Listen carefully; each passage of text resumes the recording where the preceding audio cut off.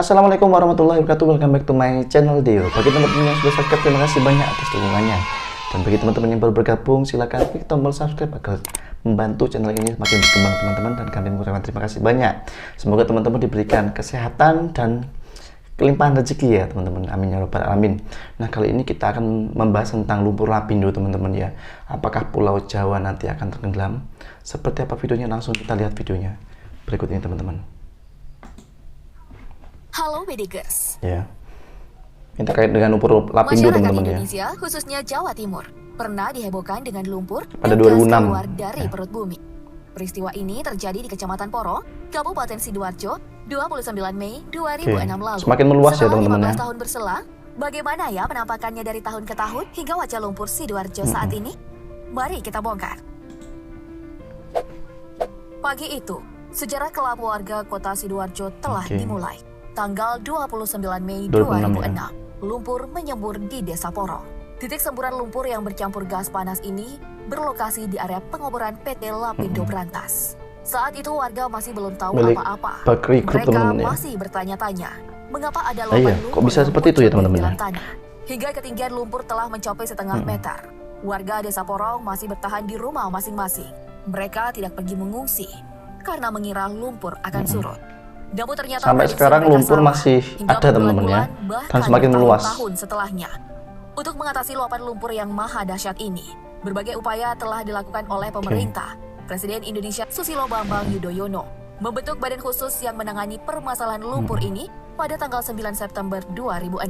Melalui surat keputusan Presiden nomor 13 tahun 2006, Badan Penanggulangan Lumpur Sidoarjo atau BPLS resmi terbentuk. Dikomandani oleh Bapak Insinyur Basuki Hadi Mulyono. Tugasnya di BPLS antara lain melaksanakan upaya penanggulangan semburan lumpur, luapan lumpur, masalah sosial dan infrastruktur dengan melihat resiko lingkungan yang paling terkecil. Beberapa bulan kemudian, semburan lumpur semakin tidak terkendali hingga menyebabkan bencana baru, semakin meluas ya. Ledakan pipa gas Pertamina yang tertanam di dekat pusat semburan lumpur panas. 8 orang kehilangan nyawa dan belasan orang mengalami luka akibat tenggelam di Jawa ya. Tertimbun lumpur. Semakin lama, aliran lumpur semakin meluas hingga ke Jalan Raya Poro dan telah merendam 3 kecamatan pada tahun 2007. Berbagai cara telah diupayakan untuk menghentikan semburan lumpur lapindo, antara lain melalui sistem relief well.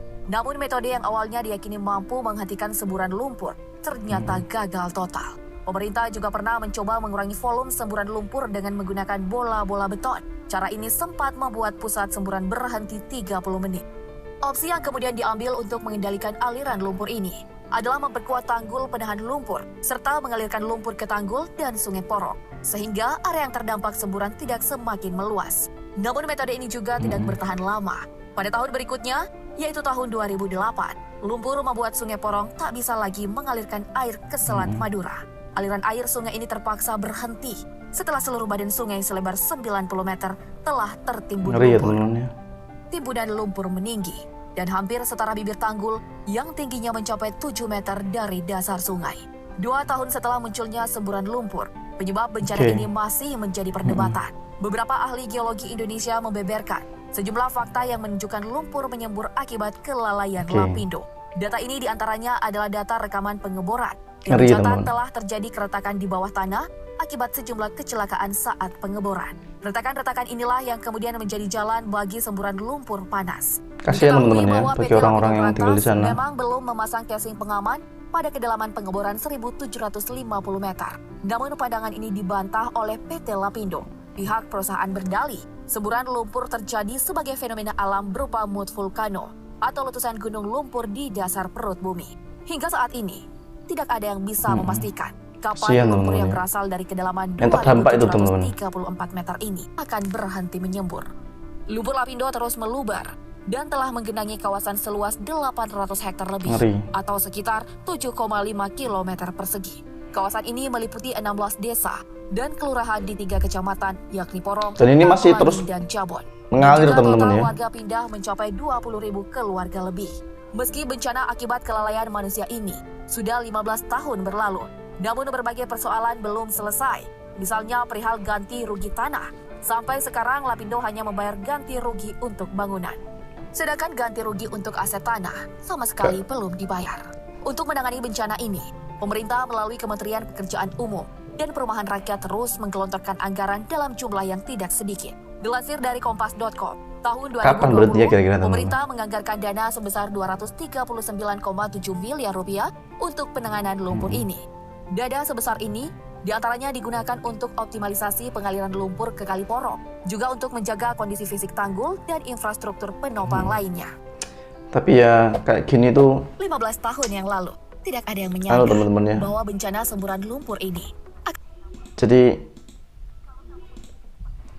kalau kita mungkin melihat situasi seperti ini ya, kalau beralasan sebagai fenomena alam itu ya tidak benar juga teman-teman ya.